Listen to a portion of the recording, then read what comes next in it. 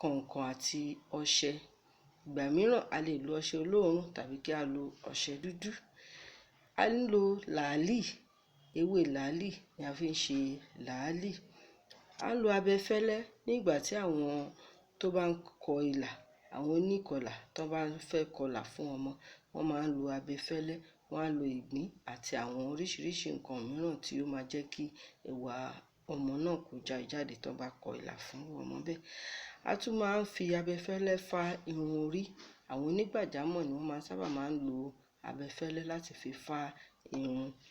Àwọn onígbàjámọ̀, àwọn ni a mọ̀ sí bábà ní ayé òde òní. A tún ní àtíkè tí a máa ń kùn sí ojú fẹ́ẹ́rẹ́fẹ́. A ń lo òrí láti fi ṣe ìpara tàbí kí a fi di irun. Ìgbà mìíràn a sì tún máa ń lo àdí àgbọn láti fi ṣe ara wa ní ọ̀jọ̀ tàbí ká fi di irun.